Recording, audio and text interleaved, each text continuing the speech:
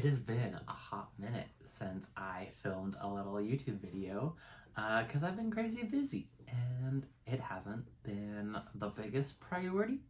But I feel like I'm in a really good spot again, and so I wanted to give y'all a little update of what I've been up to and what has been keeping me so dang busy. Um, so, biggest one is I moved. I was living in a small little studio apartment. It was called an urban one bedroom. Thank you, Seattle, for getting away for charging me more by bending the rules. Basically, it was a studio apartment, but it had like a half wall, so it wasn't really a full one bedroom. And it actually worked really well for what I needed. But yeah, lots of really good life updates, and I have been on a crazy wild journey through therapy and mental health, and so I've been prioritizing kind of what is the best for me, my health, physically, mentally, and emotionally.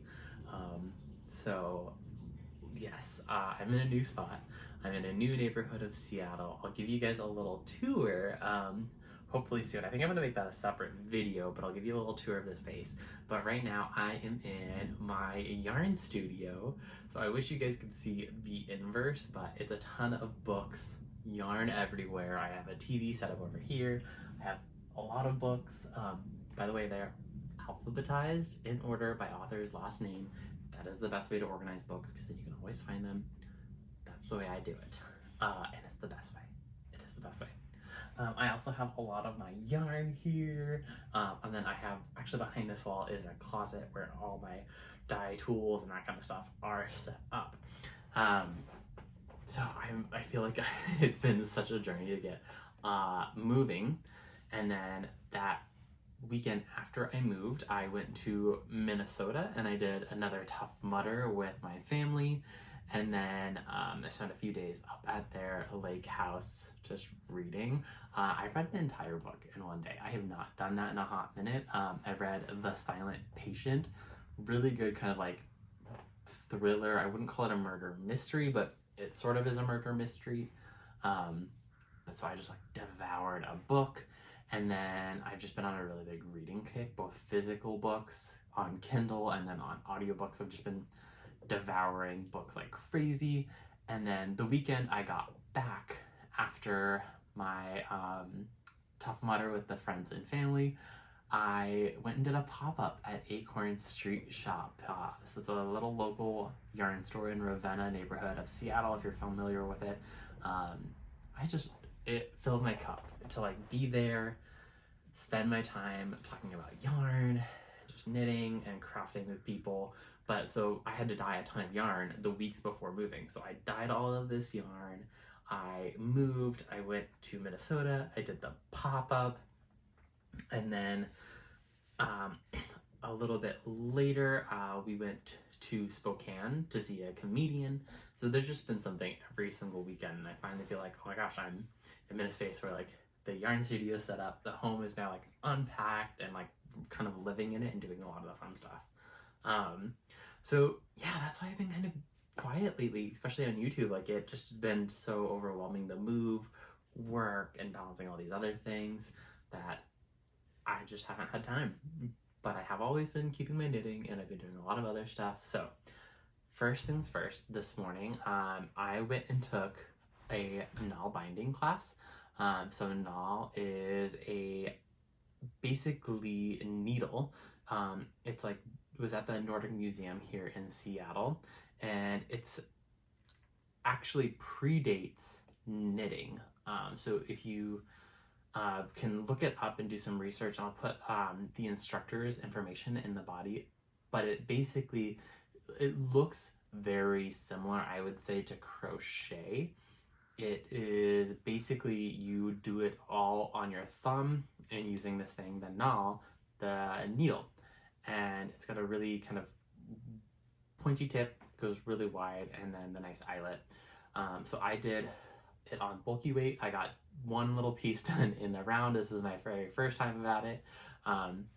Tension was interesting, and then by the end of the class I feel like I was actually getting the hang of it, and so this is kind of me going back and forth to make probably like a really cute like hot pad. It's really thick and dense fabric. So that's what I did this morning. So just fun. I think being kind of near fiber and arts inspires me quite a bit, and so I think that's probably what I was like, I want to film a YouTube video. I haven't done it in a while. I wanted to talk about that. So this is a Cascades Highland wool, and it is Lana Grande, and it's 100% Peruvian Highland wool and a bulky weight. For a Peruvian wool, like, it's not that scratchy. I've had a few different ones that have like been really scratchy, so check out Cascade Yarn if you're interested, because I was pleasantly surprised. So that is what I did this morning. I'm like 98% finished with my Gowan cardigan. It's so cozy. So this is the cardigan. It fits super well. I actually really like how kind of taut it is around this, like the arms. I don't really like long sleeves, but I like things kind of wrapped around my shoulders. So it feels really nice because it's kind of got a little bit of a snug feel, and then I shorten the length quite a bit, and I pretty much always roll up my sleeves. So wearing my cozy little cardigan. This is my sock yarn. It is a blend of merino, superwash merino, mohair, and nylon. So once you block it, it just kind of blooms, and because it like has this really fun soft halo, I think sometimes when you use mohair or kind of that fuzzy, it gets really poofy because it's actually like incorporated into the yarn itself when it's twisted and kind of applied together. You don't get that massive halo, so you just kind of get this soft fuzziness that's really sweet, and then it's super durable. I say I'm like 98% done because I have buttonholes. I just haven't put on the buttons yet. So as soon as I put the buttons on, it'll be done. But I just love it, and I'm gonna regret saying this, but it's been a little bit too warm to wear it too much. There's been a couple times I've gotten away in like the cold morning, like the crisp morning. I'm not ready for summer to be over by any means, but it's been a little bit too warm to wear this. My sock yarn, I actually Acorn Street bought out all of my sock yarn, so this is actually this color. It is a brand new color that I'm calling Sea Pebble. I really am liking this earthy feel of the color palette that I've been creating with a lot of my yarns, and browns have been really tricky because sometimes they get a little too red, sometimes they get a little too gray, and so I wanted something that kind of had that like coastal feel but a little bit more warmth, so not so like brown, but kind of like brown accented, and I feel like this color does it really well. So I feel like there's a bit of eggplant in there, kind of this maroon softness, and when you look across like a sandy beach, you get all these different color variations, and when you step back and look at it in totality, sand kind of has this really cool texture to it. There's a really cool like facade that all blends together, and I just felt like Sea Pebble encompassed that because sand is basically just like tiny little sea pebbles. So I didn't really want to call it sand because when you think of sand, it usually feels like really light, but when you step back, especially kind of like dusk or twilight, it just has this really kind of maroony feel to it. That was what I was going for, and that's how this yarn kind of came to life. So sock yarn and Sea Pebble, and I wanted to have a sample knit up in it, and so the Gowan cardigan was perfect, and it's 3x1 ribbed cardigan, knit in panels and then seamed together. Really a fun knit. I'll put the pattern and the designer in the notes so you can check it out. I am also working on right now a cardigan. It's the April cardigan by Petite Knit, and I am using my new Surrey alpaca. So I tried out dyeing the Surrey alpaca, and I really liked the way it took the dye, but I hadn't actually knit with it, and so I wanted to have a sample. And when I was at my pop-up, we were talking about how kind of this alpaca base can knit up, and it's a lace weight, but when you knit it, it is so dense because of the fibers that it knits more like a fingering weight than a lace weight.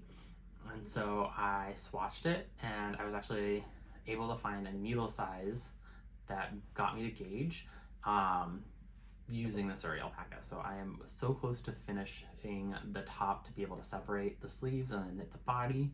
So then you knit the body, you do your border, and then you do the sleeves, and then you pick up a collar all around. It's so soft, and this is the color Moss. I hope this name is pretty explanatory, but I really have loved kind of that deep green wet moss look that you get when walking through the forest, and I've been trying to spend more time outside, outdoors, and I do a lot of plant care. I definitely have a green thumb, and so this was like a really deep, I like the Monstera colorway, which is a little bit more of a softer green, but I wanted something like really deep, and that's what this color became. So I'm super excited to finish this up. So yeah, that is kind of a quick little video of what I've been up to.